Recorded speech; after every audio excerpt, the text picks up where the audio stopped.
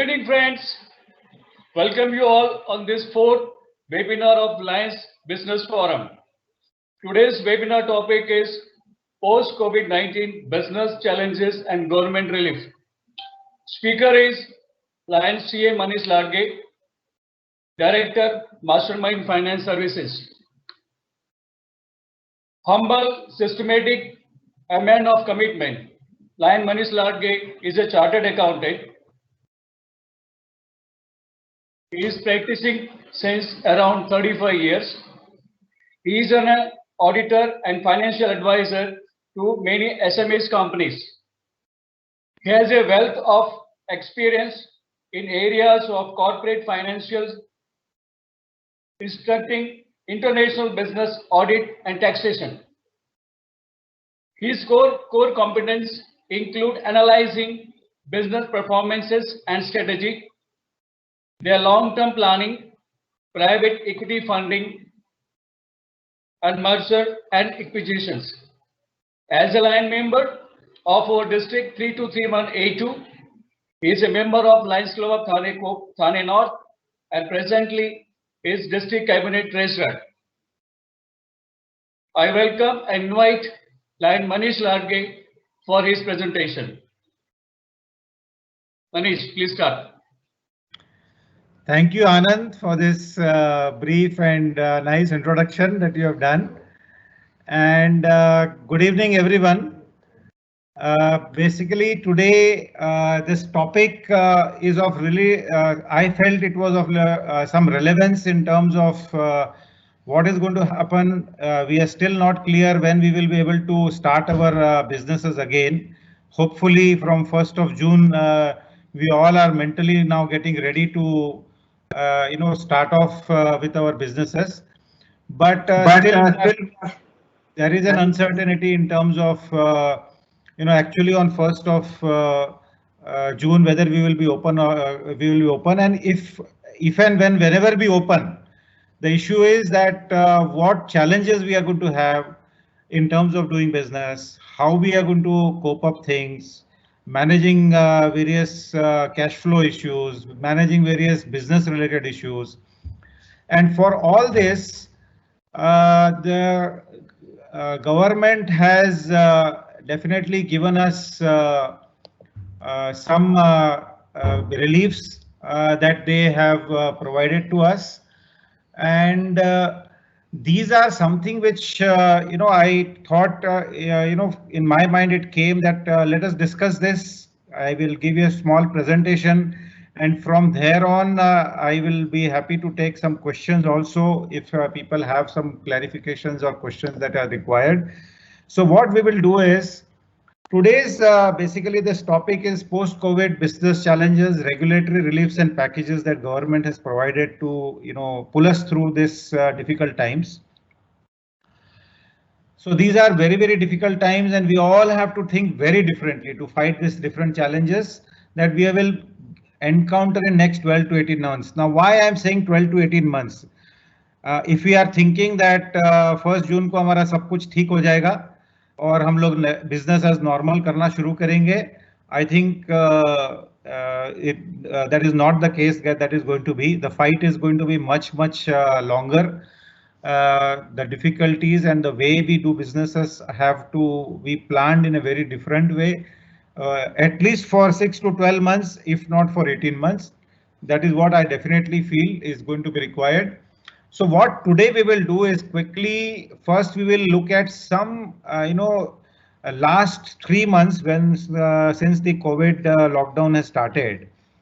Post that, the government has given some reliefs at various stages. The first relief had come with the finance minister giving us some reliefs in terms of income tax related matters and banking related.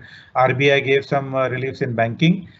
Then there was some other reliefs that came up a few days back, and then 2 days back again RBI has come up with few more reliefs. So what I have tried to do is I have tried to concise the whole thing into a small presentation, and quickly we will look at these reliefs first, and then we will also go and look into what other challenges that every business people may have and how we in my view, there are few things that how we can try and encounter them and meet them. So we will go to first the regulatory reliefs. Under income tax, there are few questions that many people kept on asking me. Many of my clients kept on asking me. Many of my friends kept on asking me. So I thought, let me compile that into a frame. So there was a question whether accounting year has been changed from 31st of March to any other date. So answer is no. Is there a likelihood of any change announcement coming up? So again, the answer is big no. I don't think now it is too late for them to come out with any change in the accounting year. What happens about the TDS payments which were due in March, April, May? Many people are not able to compute their TDS payments which were due in March because sudden lockdown happened. April, there are banking issues are there. Many people are not able to compute those things. So what they have said is for the month of March, the due date was 30th of April to be paid. Now, if it is not paid, normally you would have paid 18% interest. So they have said that if you pay this before 30th of June, the interest rate will be only 9% rather than 18%. And return has to be filed by 31st of May. If not, then 200 rupees penalty. That they have not relaxed. This was the normally which was already there, and they have continued with that. And I was hoping that there will be some relief that will come out with this. At least I have not come across this relief for the penalty for late filing of the return. Then there was an issue of closing stock. How do you value it on 31st of March? Because you have not taken a physical stock. You don't know what is the physical stock on that day. So how will you evaluate the stock as of 31st of March? So there was a clarification that came that first working day after lockdown will be considered for the closing stock value date as on 31st of March. That is for the non-essential goods. So those which are non-essential goods, you can take the first working day after the lockdown as your date on which you will compute this thing.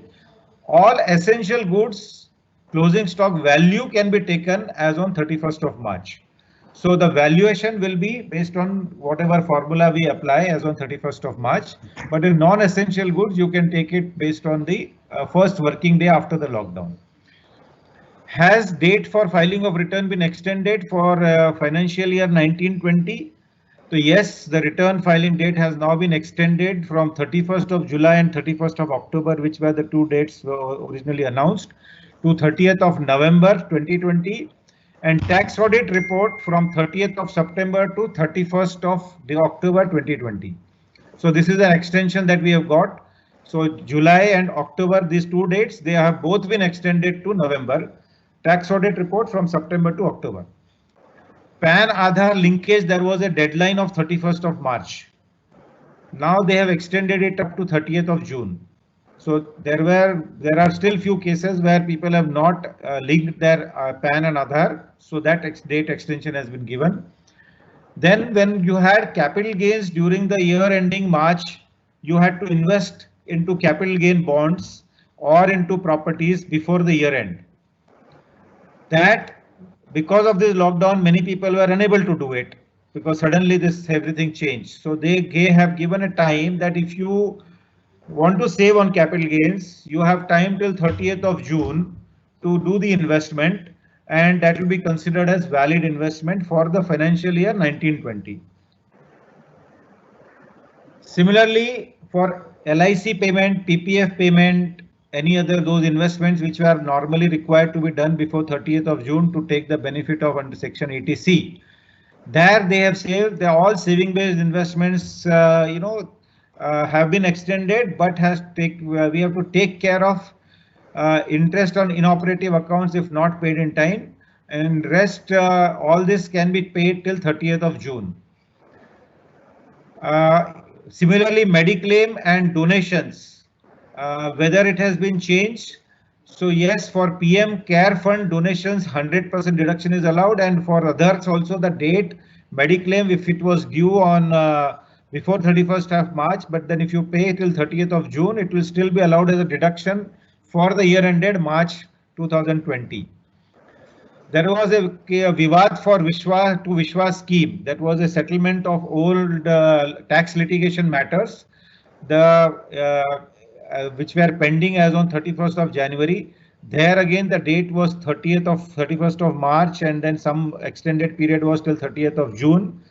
Now what they have done is period for payment has been extended till 31st of December without any additional charges.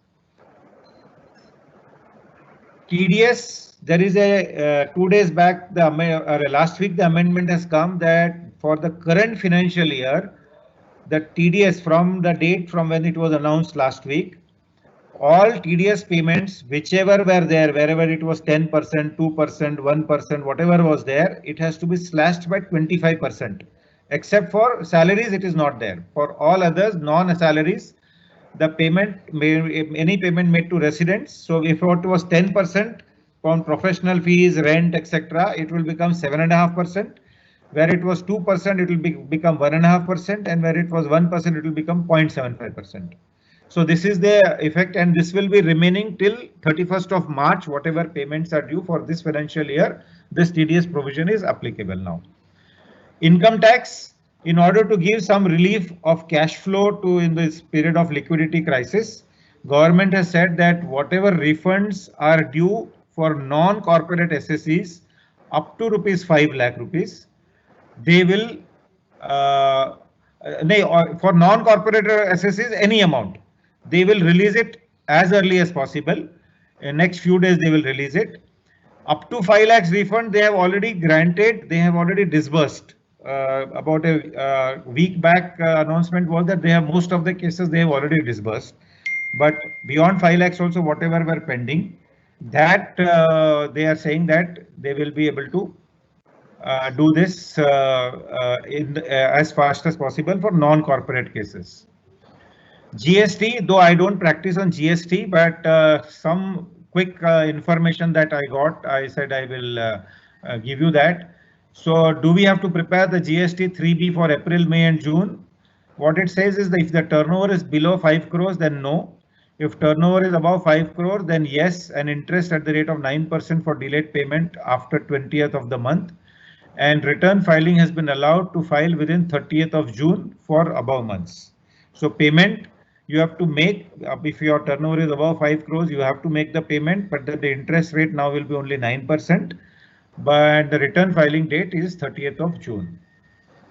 Similarly, in corporate affairs also, there was this issue of, what will be, there will be some delays which will be there for various filings. So they have said that no late fee for delayed filing at MCA from April to September. So any delays are happening there, no penalties will be levied. Board meetings, normally for listed companies, board meetings have to be held within 60 days, for 45 days and other things. So they have allowed up to 60 days. Additional time has been given by the Ministry of Company Affairs. Independent directors have to attend one meeting compulsory, so that one meeting attendance of independent directors has been relaxed. And director residency requirement of 182 days has also been relaxed. What it says is that you have to be, if the director is not more than in India, he's not more than 182 days, then he has to appoint another person as alternate director. So that also relaxation has been given for this financial year. MSME, this insolvency code was there where MSME defaulters, that insolvency or provision has been now increased from earlier 1 lakh to 1 crore. Coming to banking, I think this was very, very important for most of the businesses where there were issues of cash flow, sales were not happening, collections were not happening, and the EMIs that suddenly started becoming due, interest payments were started becoming due, car installments, credit card installments. So there was an immediate relief that was announced in the month of March, and 2 days back this has been further extended. So what are those things? So if your EMI was due, will they deduct the payment from the account? So RBI had said that all banks were allowed to allow a moratorium. Individual banks will have to allow suspension of the EMIs. This means that unless you have specific approval from the bank, your EMIs will still be deducted. Most of the banks, I believe, have already agreed to extend, whoever has approached them, they have already agreed to extend their EMIs, which now does this moratorium cover both principal and interest? Yes, it does. If announced by your bank, you can forego payment of your entire EMI, including payment and interest, repayment and interest both. Up to what period is this deferment of EMI available? So earlier it was announced that EMIs falling due in March, April and May were to be extended, were to be stopped, that moratorium was to be provided. Now they have extended this for further 3 months from June, July and August. So all your EMIs that fall due between these dates from March, from the date they announced, till August 31st, they are all eligible for a moratorium for that. Then minimum balance requirement provisions were also relaxed. So if you have if your account falls below the minimum balance, the RBI had asked that banks should not charge any penalty for that. Now, what type of loans does this moratorium cover? So RBI policy statement mentions that term loans, including home loans, personal loans, education loans, auto loans, any other loans, including loans from NBFCs, which have a fixed tenure. And these also include consumer durable loans such as EMIs on mobiles, fridge, TVs, etc. Whatever those are there, all were eligible for deferment. Will these moratoriums lead to negative asset clarification? Normally, if you don't pay an EMI for 1 month, 2 months, your account gets credit rating gets changed. It is classified as NPA and all those things. So loan moratorium, if you have availed, such will not have any implication on the basically change in classification or the credit history and aging norms, which are normally applicable. Does this also include for credit card payments? The answer is yes.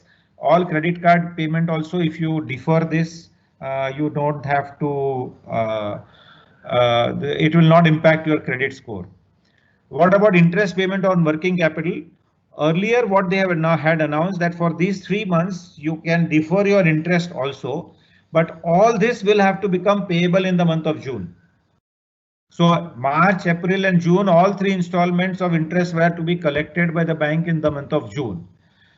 2 days back, what relaxation has now come is first they have extended this interest defer payment for March, April, May, which was already there.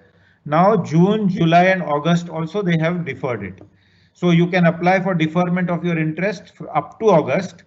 And there also there is a provision made that companies can apply to the bank to convert this interest or accumulated for 6 months into a funded interest term loan, repayable before 31st of March. So what you can do, tell the bank is this 6 महीने का जो interest है, हर महीने में आप installment में आप you recover it in over a period of next 7 months from September onwards till March. So that is a additional some relief in the terms of cash flow deferment that is happening.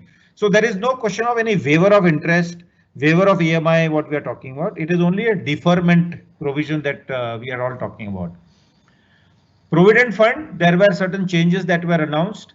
So each employer and employee contribution of 12%, total used to be 24% to PF will be done by government for next 3 months. This was one announcement that was made. Now, whether this was applicable to everyone, answer was no. It was applicable to only, it was with a condition that the company should have less than 100 employees and 90% of those employees should be having salaries below 15,000 rupees. Now this period was earlier for 3 months. Now they have extended it up to August. So what typically happens is if you have an employee strength, which is let us say you have an employee of 20 people or 25 people, but majority of the employees are below 15,000 salary, that is 90% of them are below. So the entire the employee contribution and the employer contribution, government is going to put it into that person's PF account. Rather than employee, you deducting from employee and you contributing, the entire thing was supposed to be paid by them. Now, question will come whether this really is benefiting many companies or small organizations. I would say that very small organizations where majority of the employees are having less than 90%, 15,000 salary, yes, they are benefiting. But most of the other cases, you will have many people above 15,000 salary, so this may not be applicable. Then there was a provision that you can withdraw your PF, which is accumulated into your PF account, Employees Provident Fund account. So the answer was that no, not the entire amount, but then 75% of the PF amount or 3 months salary, whichever is less. So equivalent to your 3 months salary is what was to be paid. Meeting में seminar में हूँ. Yeah. Okay. So that 75% of the PF amount or 3 months salary. So if your salary is, let us say, 40,000 rupees per month, so you will be allowed to pay the withdraw the amount up to 3 months of yours. So 1,20,000 is what you can withdraw from your PF, provided it is up to 75% of the total accumulated balance lying there. Now there is a new provision that was announced last week, was Provident Fund contribution reduced from 12% to 10%.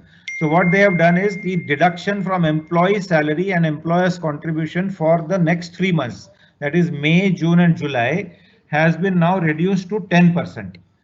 So which used to be 12% employee contribution, 12% employer contribution.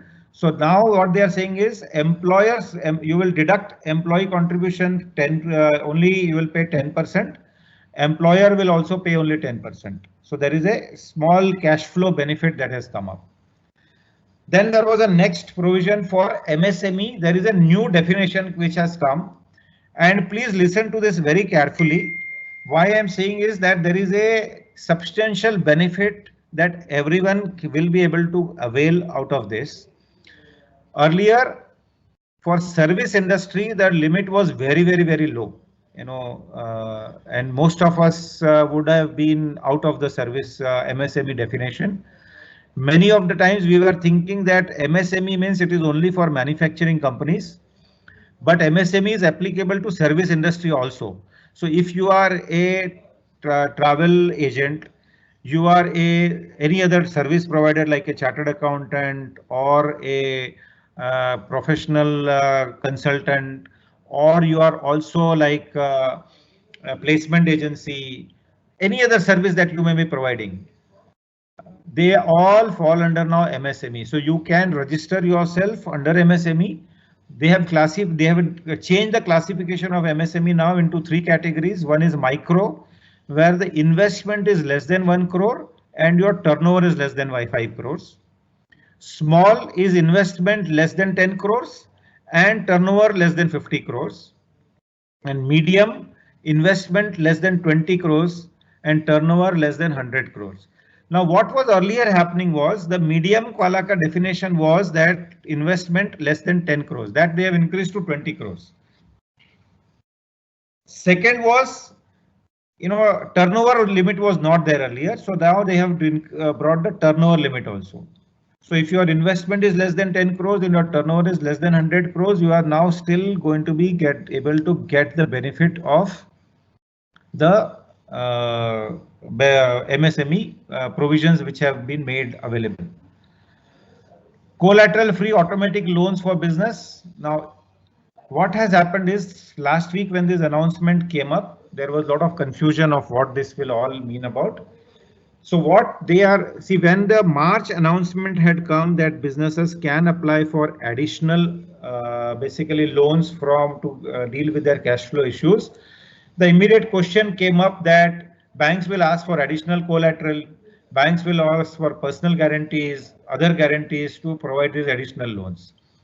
So what now the provision that they have introduced last week, what it is saying is collateral free automatic loans for business, which means that if you are eligible under the following criteria, then this loan up to 20% of your outstanding limit.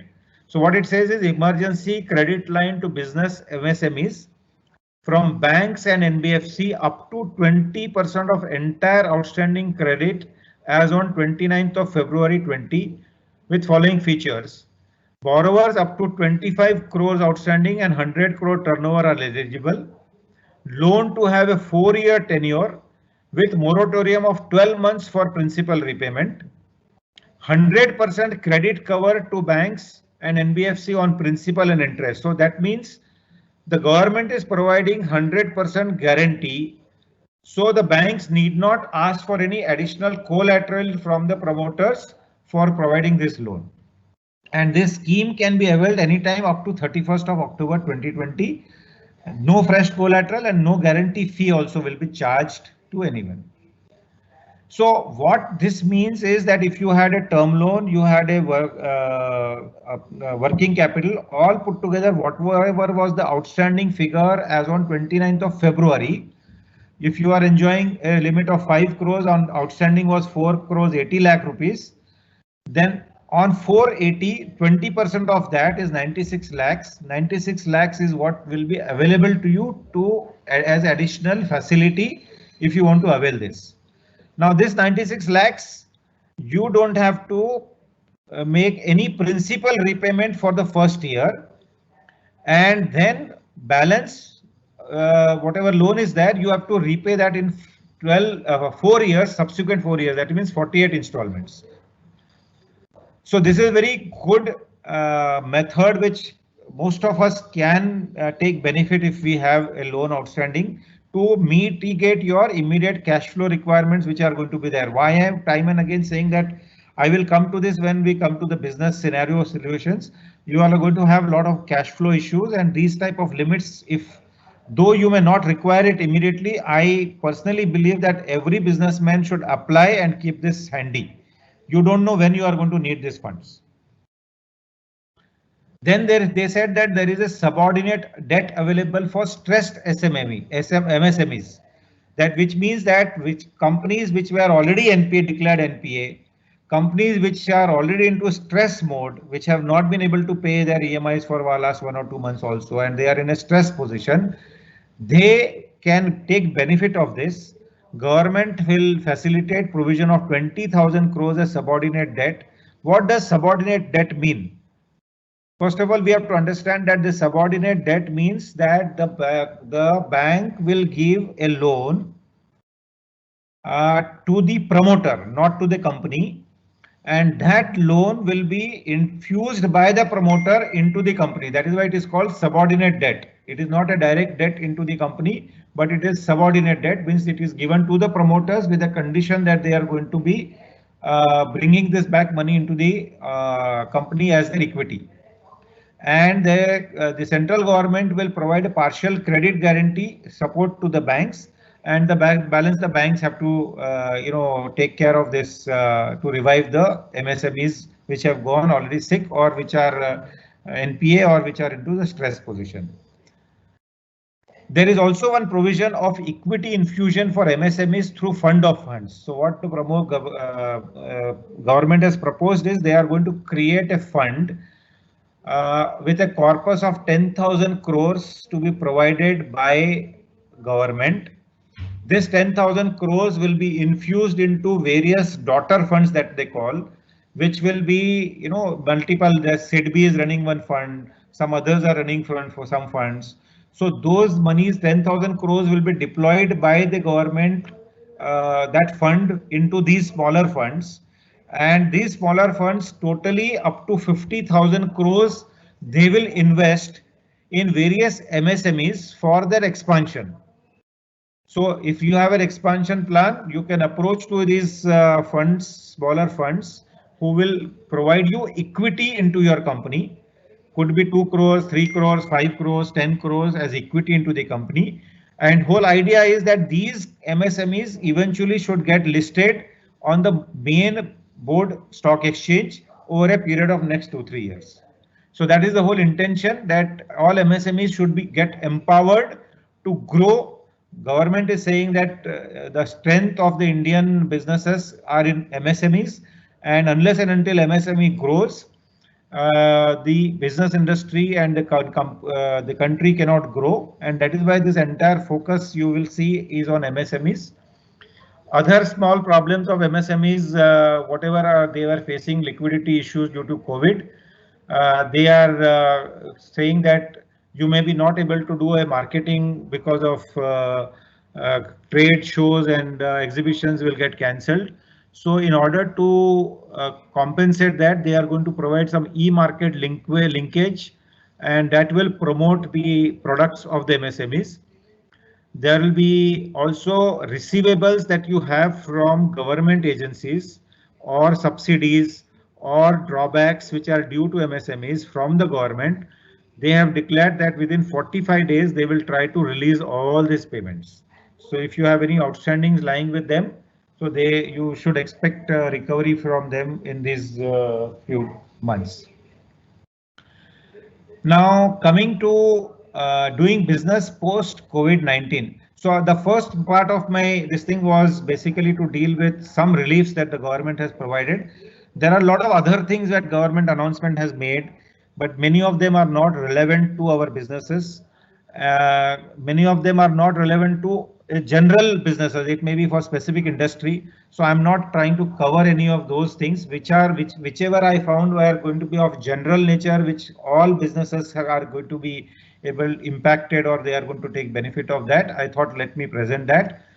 I had some thoughts of what is going to happen post COVID, how the businesses will react, how we will be able to start businesses. So there was, I came across this very interesting, article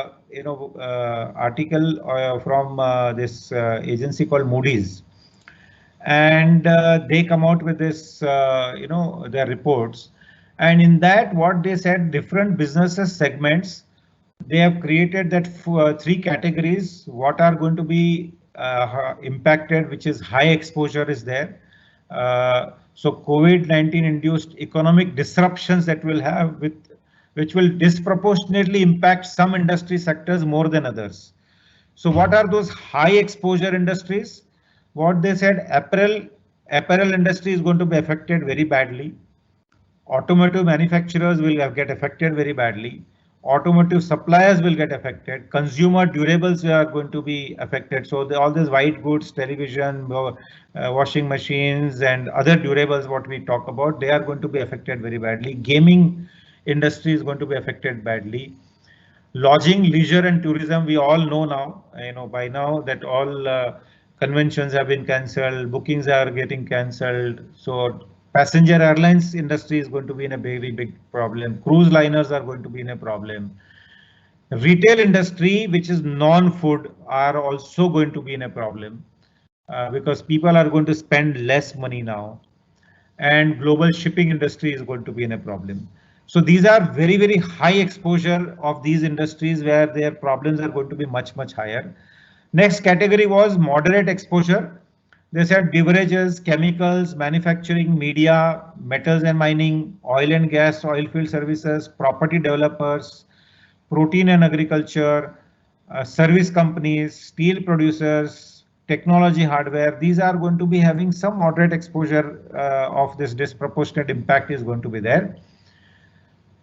And low exposure will be construction and materials, defense, equipment and transportation, rental, packaging, pharmaceutical, real estate, food retail, telecoms, waste management.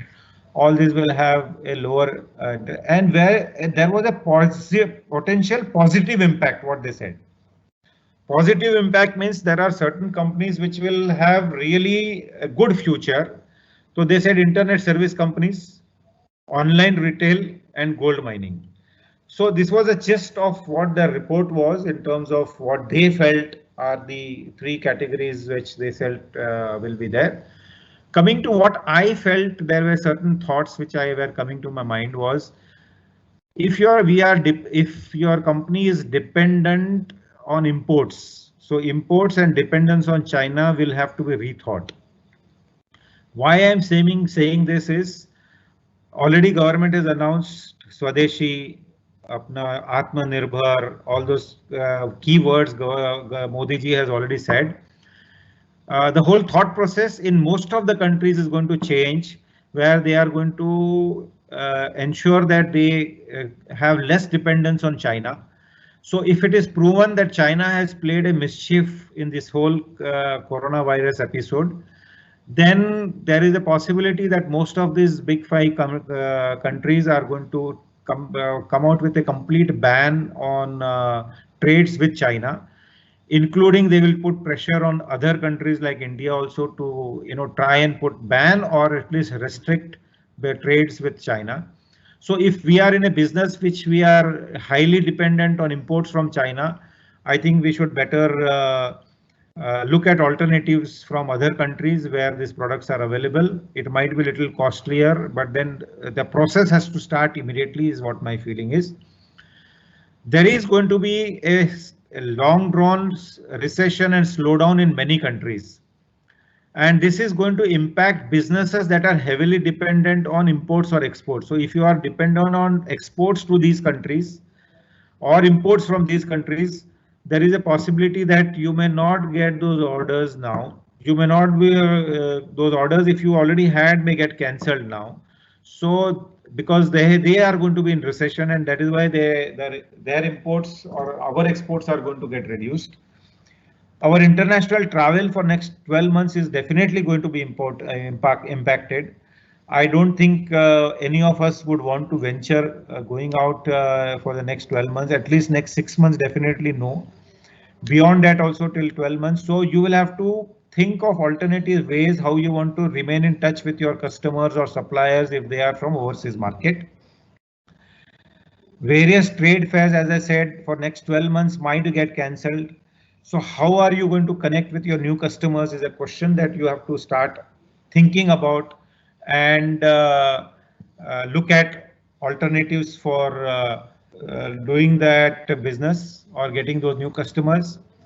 Video conferencing, Zoom conferencing, work from home, keeping data on cloud could all become a reality for even smaller companies. As we have now learned that we are all now doing a lot of these webinars, lot of Zoom conferencing. Earlier क्या था, हमको अगर 4 लोगों को मिलना है, किसी एक को भी मिलना है तो all the way from Mulund and Thana we used to travel up to Parel or New Nariman Point or BKC or whatever places. Now this will become, I think, a order of the day that most of them will say that, let us do a Zoom meeting rather than you coming all the way up to here. And that unless and until even the smaller companies or individuals also get accustomed to those technologies which are going to help this video conferencing and Zoom conferencing or whichever other conferencing methods, then it will become difficult. Similarly, most of us, we have realized in this period of 3 months that if our data was not in cloud, we have suffered badly because we have not been able to open our offices and we have not been able to get access to the data which is lying at our office. Only data which is lying in your laptops or home computers, you are able to access that. Otherwise, other data is not available. So this is something which we will have to get prepared now going forward. You never know, you may have multiple such lockdowns happening in the next 6 months. If we find after reopening, if they find that there is a situation getting worsened, again there might be a lockdown of 15 days or 20 days or 21 days. And in that scenario, let us, moment you open up, do the first thing you should do is try to get your data on cloud or any other methodology where you have a backup available at some other place so that you are not completely lost in terms of doing business. Many travel companies, airlines and hospitality companies will go bankrupt. They have already started going bankrupt. They will always, a lot of them will be up for sale now. So that is something which is going to be very, very impacted, industry which is going to be impacted very, very badly. Stock markets, I feel it is a great opportunity to invest again. Maybe not now, but slowly, gradually, you should, if you have surplus monies and you feel that you don't need that money for next 2-3 years, you can look at starting investing again because the valuations have come down drastically in many of the cases. This is a situation which was similar to 2008, where the index had come down from 20,000 to 8,000 rupees. And from there, within 18 months or 2 years, it again bounced back to 18,000-20,000 rupees. And then from there, it came up and went to 30,000 rupees. So from about 42,000, the index has already dropped to 30,000 or so. There might be a further drop, which is already every day happening. But I feel that it's a good time to, selected companies, if you identify with your broker or investment consultant, they can advise you what industry or what places you can invest, and it could give you handsome returns in coming forward. Many companies might have to change the style of doing business. I'll come to this slide again afterwards. This is something in more detail. Each one of us may have to still develop some skill sets to do future businesses. So there will be some new business skill sets that might get required. We will have to learn those business skills and do that. Now, what all these, will impact, how it will impact us financially is very, very important for all of us, I think so. So what are the financial impact of doing business? So first important is how are you going to manage your cash flow? So it might be very difficult to predict sales for next few months. So if you think that 1st June से मैं हमेशा हर महीने में अगर 10 लाख रुपए का या 50 लाख का सेल करता था, so next month again I'm going to have from 1st of June I will start doing 50 lakh sale every month, and based on that you start giving your projections and your cash flow planning you do, then I think we are wrong. There will be difficulty. Your sales will not pick up in that same proportion which was earlier. It will pick up very, very slowly because the lockdown opening also will happen slowly. Then you will have a lot of difficulty in payment from customers. They will get delayed. Every customer is going to try all possible means of delaying your payment. So you will have to be very, very cautious in cash flow planning because customers are not going to pay you in that whatever 45 days, 90 days period that you would have committed. They will keep on extending, saying that they are not getting payment from their customers, and that is how they will keep on changing. Your monthly fixed expenses will have to be incurred in time. There is though EMIs have been deferred, but in these monthly expenses you have to incur. So this is going to lead to difficulty in cash flow planning. So it is very important to have a very, very close look into your cash flow. I am suggesting that you should prepare a weekly cash flow कि अगले हफ्ते मुझे किससे पैसा आ सकता है और मैं किसको देना है. ये now it will have to do on a weekly basis. And monitor that weekly जो आपने बनाया है, monitor that on a daily basis कि whether that money which I had planned, let us say I had planned next week from Monday to Friday I will get this much money. So every day you should sit and plan कि इसका पैसा आने वाला था ये week में आया नहीं आया, मुझे इसको पेमेंट करना है, किसको कलेक्शन फॉलो अप करना है. That unless you do that and follow up on daily basis, you are going to land up in a huge financial mess.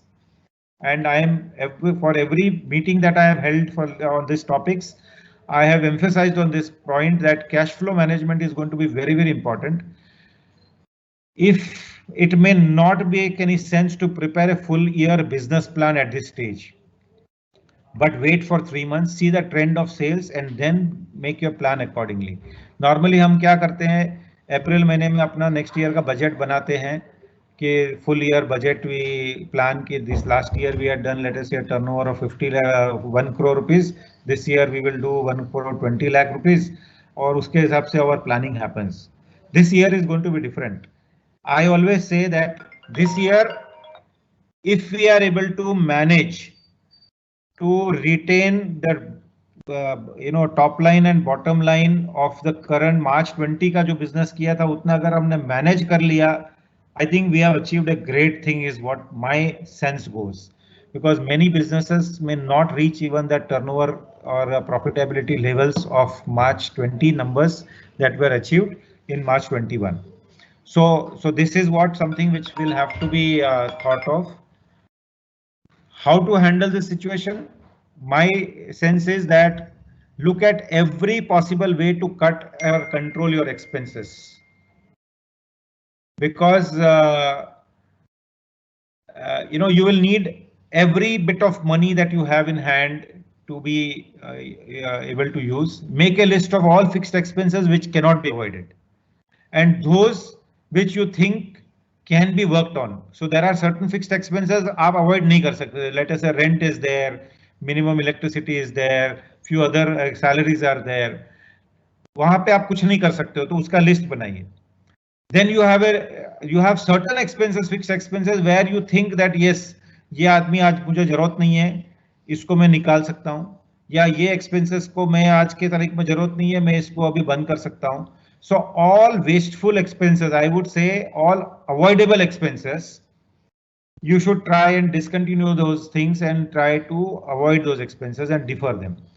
Next 18 months is very, very critical for every business. Do not get into any aggressive sales planning immediately. So don't plan for advertisement. Don't plan for very aggressive marketing plans. Don't plan for any large sales marketing staff increment, incremental in sales team and all those things. Do not assume that if you were growing at 15-20% of all these years, you will also continue to do that. And as I already said, 12 months, next 12 months, forget all avoidable extra expenditure that is there. You also need to work out the minimum break-even sales which you have to do to cover your minimum cash flows, including EMIs. So what will happen is from next month onwards, you will have to work out कि मुझे महीने का minimum खर्चे कितने हैं. उसके लिए what is it that minimum sales I need to do. Now EMIs, your interest payment, your personal withdrawals and any other monetary commitments, all this you put together in one basket. See the total amount that is required every month. Plan, उसके लिए आपको minimum sale कितना करना पड़ेगा to earn that much amount. That you need to work. If you find that there is a mismatch in your cash flows and minimum committed cash flows it is not being met, then you will have to work out a plan to restructure your EMI commitments or payment cycles of creditors and debtors. And आप अगर creditor को 15 दिन में देते थे तो आपको change करना पड़ेगा cycle to 30 days or 45 days. If you are giving credit to debtors for 90 days, you may have to tell them that I need the money in 60 days. Only then you will be able to, or you will have to defer your cash. Go to the bank and say that I want to restructure my EMIs, or go to a new bank and go for a fresh loan which will restructure your entire EMI. Take help from professionals wherever you require to get good MIS system in place with which you can monitor your performance on a weekly and monthly basis. Also very, very important is to think with open heart and with no emotions attached to find out if this COVID has made a greater negative impact to your future of your business.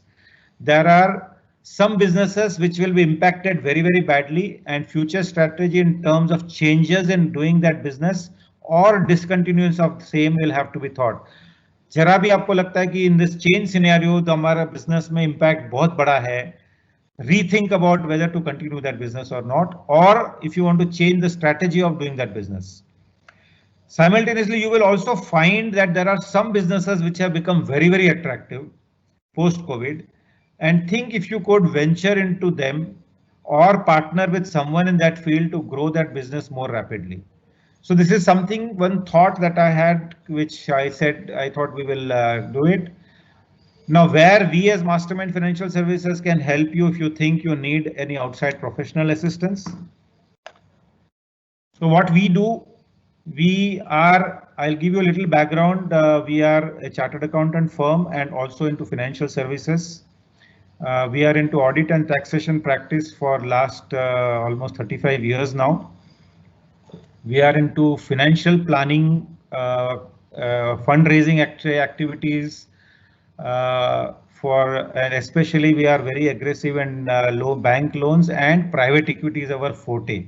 So we have helped a lot of companies, SMEs, people who had a turnover of, let us say, 20, 30, 40 crores. We help them raise equity. We are associated with them over the period of now 8-10 years. And today their turnovers are 450 crores, 500 crores, that type of turnovers are also there. And they have grown in their valuation to a substantially large, from something like 30-40 crores valuation. They have grown to 600-700 crores valuation in a period of 6-7 years. There are companies like, to give you an example, Wellness Forever is another company which you see all over the Bombay, so many stores. We had associated with them, where we invested in them with our group of investors as a private equity into them about 4 years back. 4 years mein their valuation has grown almost 15 times. So point is, what we do for companies, what we have been doing for SMEs is helping them achieve their growth plans, handholding them, supporting them with various things. So what type of services we are offering to small and medium enterprises? We can offer you shared CFO services if you cannot hire a full-fledged chartered accountant or a senior person to have, for your planning your cash flows and all those things and handling your banking matters. We can offer you a shared employee type thing, which is what we call shared CFO services, who can closely monitor with you your cash flow planning he can do, and you can be advised of how things have to be done. We can do an internal audit and also working on cost reduction plans. We can set up your MIS process in place and help you on the analysis of your business based on the MIS. We can prepare short-term and long-term business plan to achieve your goals. Auditing, taxation, and accounting, these are related services which wherever required we have been providing. Fundraising and or reorganizing your present banking limits, if it is required, we can do that. Finding avenues for collaborations and expansion is what we can do. As a team, we are a team of chartered accountants. We have me and I don't know, most of Lion members may also know Lion Parmeshwaran and NR Parmeshwaran. We both started this company. We both are partners for last 30 years. So and there are other team of almost about 5 chartered accountants and about 5-6 MBAs and plus other support staff that we have a total staff of over 30 people.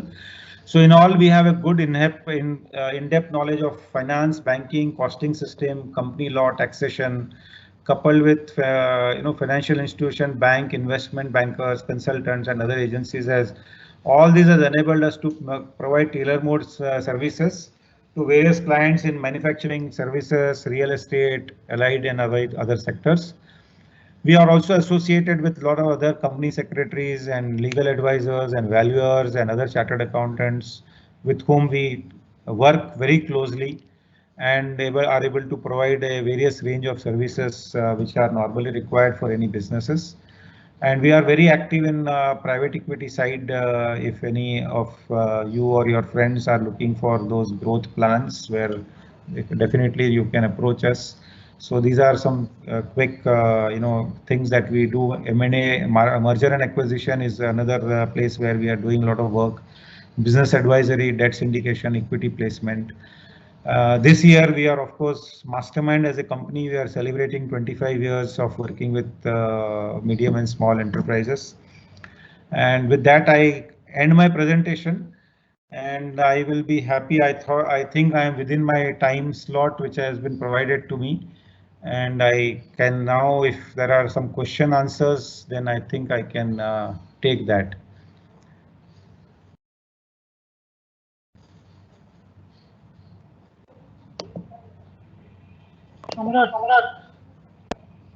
Yeah. So we have quite a few questions come up. Yeah. I'll start with the first question. As you said with regards to the deferment, would there be any penalty on deferment of interest and principal amount? No, there is no penalty. Only what will happen is, frankly, you will be interest on interest. You bolte na, for that deferred period. Since you are not paying for that period, installment, the principal amount. So, uska additional interest is what will get added in the end to your EMIs. So, let us say you have deferred 6 EMIs. So instead of 6 EMIs, the interest portion on the deferred period, utna interest you will have to pay as the 7th EMI, maybe not the full EMI, but then some small component will come as additional interest. Okay. So one more question is there. A lot of schemes have been extended. Yeah. With regards to payment, Vivad Se Vishwas, there was also one more scheme, Sabka Vishwas, for service tax and GST litigation payments. Is that also extended? I am not very sure about it because I don't know that, because I don't practice under GST and that thing. So I'm not 100% sure about that. See, whatever was their due dates were 31st of March or May, they have all been extended. But then to what period, that we will have to see. I am not very sure about it. Okay. Okay. Is there any interest subsidy in these schemes for the MSMEs? No, there is no interest subsidy that has been provided. Specifically, there is no interest subsidy, but only thing is banks have reduced the repo rates and other margin requirements, so their liquidity has increased, and some rate of interest also have been changed by RBI. So effectively, it was supposed to be passed on. The intention was that it should have been passed on by individual banks to the borrowers. In some cases they have done, in not all the cases. Okay. Okay, one more thing. Can you elaborate more on the topic of MSME listing on the board stock exchange? See, what effectively what they are saying is, normally there is a platform on NSE and BSE for small exchanges. What they say, small companies to get listed as an SME exchange, what they call. So in NSE also there is a small companies listing, and BSE also there is a small companies listing. What they have realized that these companies which get into those listing and those exchanges are not able to get liquidity there, because small amount of fund gets raised, 10 crores, 20 crores, 25 crores get raised as equity. But eventually there is no one to eventually know about that company, and there is no buying or selling, aggressive or active buying or selling happening. So what they are saying is, intention of the government is that by giving this support, they want to ensure that the initial equity, whatever they need not go to the small exchanges. They can raise it through this private equity route from these funds, and then grow to a size where they can get listed directly into the main stock exchange, rather than going through the first going to the small exchanges and then coming to because today if you look at, for small companies and medium companies, there is no way to raise equity funding other than VC funding, you can call it, or so small private public issues, you will see SME exchange where there are hardly few issues that come in a year. Other companies are not able to take the benefit of that. So the idea is that for smaller requirements, they should be able to, small companies, to initial equity, they need not go to an exchange to raise their funds. They can raise these funds through these small funds which are there, and eventually they can get prepared for a larger play in the main stock exchange, is the whole idea. Okay, so one more question on the MSME factor only. Yeah.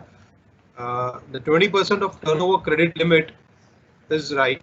Whether we require statement will suffice with the invoice details? No. The bank have not given the RBI circular to the bankers. There's a question from one of the viewers. So I think what someone has understood is a little different. It is not turnover of 20% of turnover. It is what the additional outstanding loan. Yeah, 20% of your outstanding loan as on 29th of February 2020. So if you had a outstanding loan sanctioned limit and the utilized portion was, let us say sanction limit was 5 crores, you have utilized only 4.5 crores. You can utilize the balance 50 lakhs, that is fine. You would have utilized by now. But additional amount that will be available to you will be 20% of that 4.5 crores which was outstanding on that day. That will be available to you as a automatic credit, what they are saying. So you apply to the bank and technically they should provide you that additional amount, is what that notification says. Okay, and okay. We would require some more details on funds, please, if you can elaborate. That's what I just now told. The fund of fund is all about government creating a mother fund. That mother fund will have a total corpus of 10,000 crores. That 10,000 crores, maybe they will invest in 10 smaller funds, 10, 20, 30, whatever, for smaller funds. Now those smaller funds will be by whom? So those smaller funds, this will be the corpus for those funds. Let us say those funds are, so what they are saying is total 50,000 crores will be available for equity funding to MSMEs. Out of this 50,000 crores, 10,000 crores is what government will put in as corpus. Balance 40,000 crores will be raised by those funds either through other investors, bankers, or other agencies. And those entire money, 50,000 crores, will be available to MSMEs who are eligible to apply and get equity funding. Now, if you have a expansion plan, if you have a growth plan, you need for working capital, you need for advertisement, you need for additional machineries, where bank loans are available, but you are for your own margin, you don't have money. You can approach them to ask for equity funding from them. Okay. Okay. Do logistics industry get any benefit under MSME? Logistics industry? Yeah. They are also now part of. They are also into the service sector, and because earlier, see, we all need to understand the definition that has been changed for MSME. Now for services also the limits are same. 1 crore of investment, and for small companies, micro companies, it is 1 crore, and investment or जो limits हैं. And in for this MSME जो medium scale को 20 crores of investment and the 100 crores of turnover. Now for service industry also the same limit is there. So logistic also company also falls under service industry. Earlier they were out of this. Okay. So one more question with regards to MSME is, does agro trading industry also get included in MSME? Yeah. Agro trading? Yes. Even traders are now part of this. Agro trading is also part of that. Okay. Of course, So for agro trading, there are a lot of other schemes also available, but this also will fall under MSME also. Okay. With regards to the import, there's a question. If import from China may be a concern, then will the government support if we get the technology from China and manufacture in India? I think so. See, there is no question of today till today, there is no ban. So you can always get an technology from anywhere. What they are trying to promote is make in India, become self-sufficient, this thing. So as long as you are doing everything in India, you are going to manufacture in India, they are going to help you that. Okay, but okay, no problem. So the next question is, do you still suggest one can do business and import product from other countries other than China? There are a lot of other companies like Malaysia is there, Indonesia is there, Thailand are there, few other countries are there from where these imports are automatically going to start now. Presently, as I told you, presently the ban is not there for imports from China, but we will have to be mentally prepared that over dependence on China will have to be reduced. So alternative sources you should start exploring. So maybe if you were importing X amount from China, you can start with China also and some other country also, so that tomorrow if everything stops, then you have the other country to supply you. Okay. So the next question is, do you recommend export business in countries which other than China will be feasible and makes sense after the current scenario? See, export, I would still say that we have to look at from a point of view that whether these countries are going to be facing a lot of recession. If they are going to face recession, they will not be, importing a lot of stuff from other countries. So if we are too much of dependent on exports to any of those countries, then we will have to be a little cautious. But there would be certain type of products where requirement is going to be very heavy, where those countries will need those products. So there is no choice for them. There you will definitely be in an advantageous position. Okay. So the next question is, many Japanese companies have already started shifting from China to other countries like Vietnam, Bangladesh and Thailand.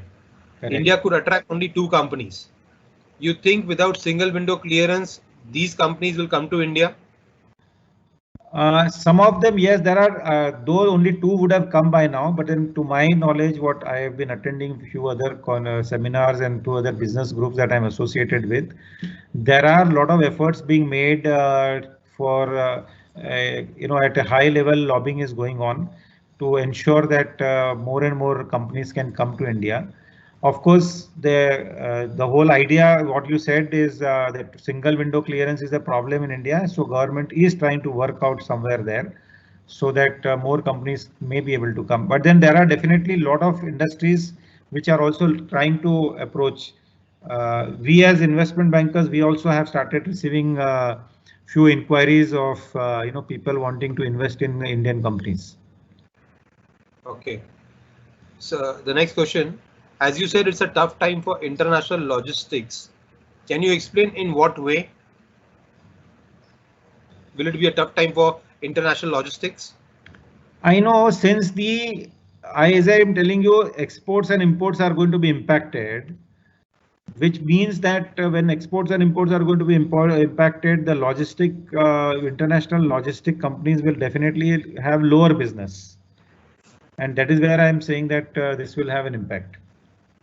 I am not too much of an expert on this logistics side, so I may not be able to really comment on it. I had shared that screen basically, which was there available on some website where they have categorized those industries where this impact looks to be higher. But then I think individually we will have to go industry by industry why it is impacting and how it is impacting.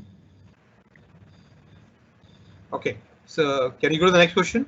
Yeah. You mentioned that Mediclaim deduction, even if paid late, will be allowed as a deduction. What about the insurance company? Are they conferring during intermediate period insurance to the insured? Are they covering the intermediate period? No. If you have deferred the payment, see, one is life insurance premium. Life insurance premium deferment, your policy is live. See, there is a difference between Mediclaim and LIC premium. LIC Mediclaim is the day your policy expires. If you have not renewed, the matter is over. That period is gone. So from the day when you again pay, it will be the policy will start from that day. But hypothetically, what government is saying that for a Mediclaim or some policies like that, the premium was due on before 30th of March, but you were not able to pay for some reason, and now you have paid it on, let us say, 15th of April, but you want to claim the benefit of that in the previous year. So you can claim that income tax benefit for that previous year. Okay, but this question means is, in case where premium has not been paid and the policy is expired, and if we the pay the premium, policy is expired, nothing can happen, no? The premium date is gone. The premium date has already expired. So there are grace periods available. So let us say your policy was expiring on 24th of March. And there is a grace period available to you for payment up to another 30 days. Okay. So up to 30 days, they normally allow that if you are paid within 30 days, your policy will continue. But then during that period, if something happens, technically, if something happens, you are not covered. Okay. So which position remains as it is? Okay. So the next question, will the 20 lakh crores package generate demand for goods and services?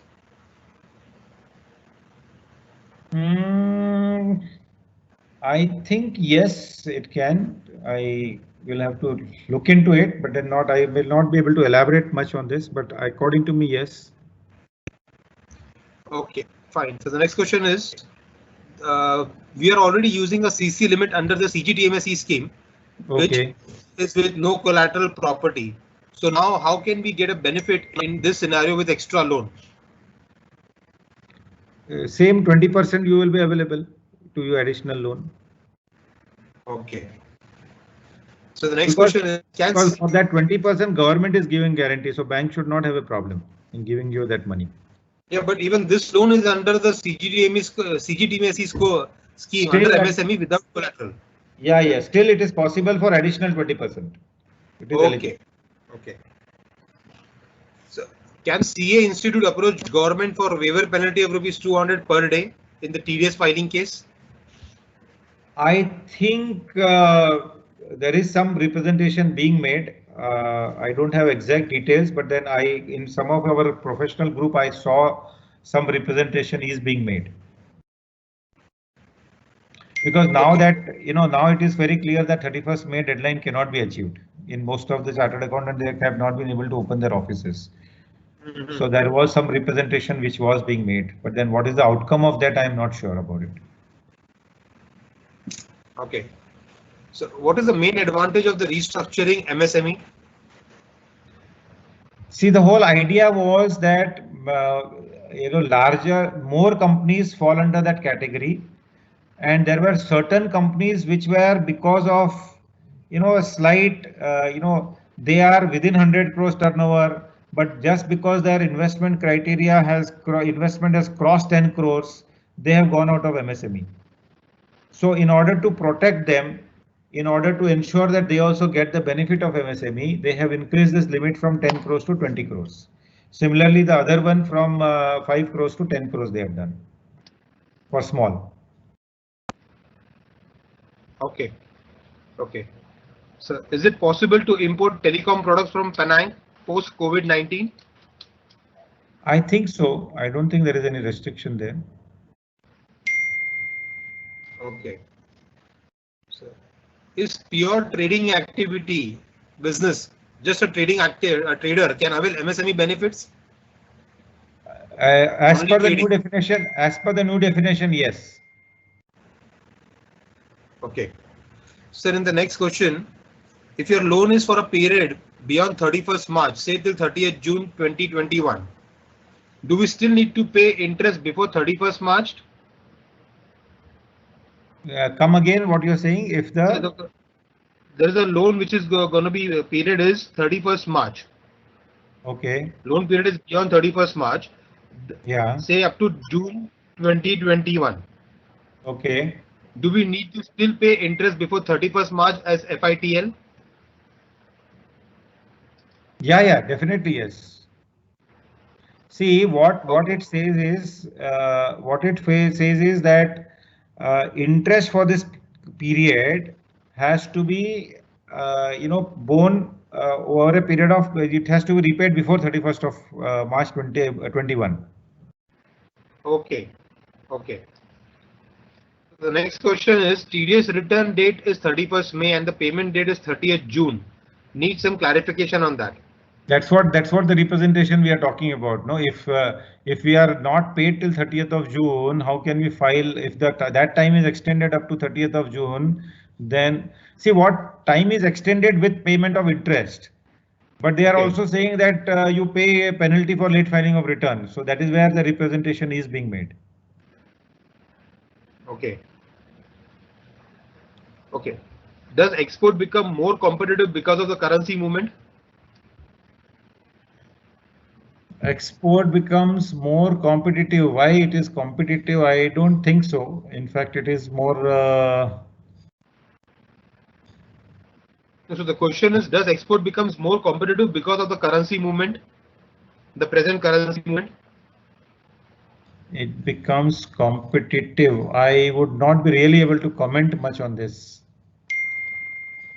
Okay. No problem, sir. I don't think there are any more questions, and the questions have been very well answered by you, sir. Yeah. So over to you, Kiran. Over to Chetan bhai.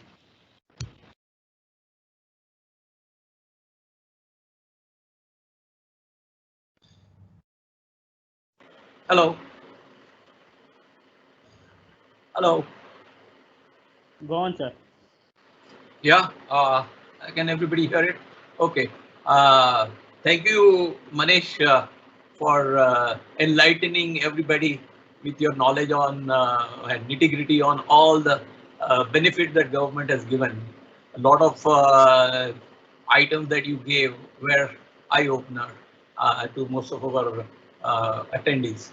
See, what is happening is I have known you for so many years now, and friends, let me tell you that at Lions district level, also since the time Manish got involved, Manish Ladke got involved, the accounts and everything issues have been sort of sorted out, and there has not been any issues whatsoever. And of course, Parmeshwar also has been helping us. We need to understand is they are the experts. He mentioned that this is 25th year, so it is a long-standing business that he has done. And he also mentioned that some of the guys were MSME then, and now they are no longer MSME, but they are much bigger than that. So that is where, if we guys would like to take their help over a long period of time, we will definitely be able to grow, and professionally they are. So thank you, Manish, for all your advice and all your clarification. Thank you very much. Thank you, Chetan bhai. And it was a pleasure for me to actually be part of this. Last week when Anand sent me some message, I immediately told him that I am already doing some 2 seminars on this topic, and I will be happy to share this knowledge with my other friends. So I said, let me be part of this. So he immediately agreed, and I think in short notice he actually scheduled this whole meeting. So I am happy that everyone, I don't know how many people have joined this today's this thing, and so I have no idea about it, but then all those, I hope they have been a little benefited with this whole thing. Yes, certainly.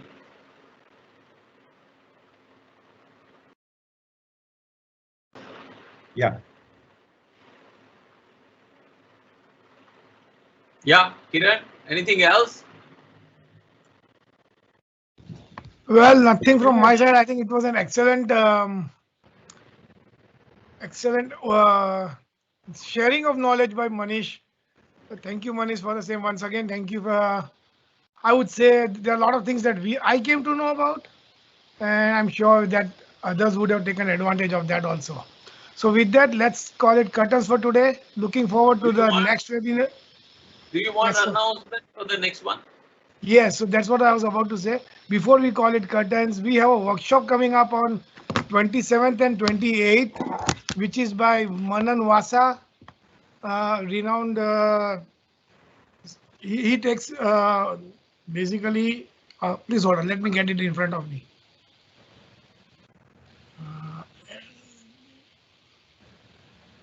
Okay.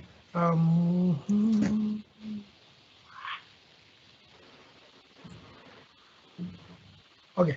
The next workshop, this is a 2-day workshop. 2 hours on each day, 27th and 28th May, 4 to 6 p.m. It's basically increasing your business without adding any stress or risk. Manan Vasa himself is an authority on human productivity and efficiency, and he's an inventor of Make It Happen framework. So it would be an interesting. So let's, I request you all to, we would soon sending me the link. Please register and join us for that. Thank you all.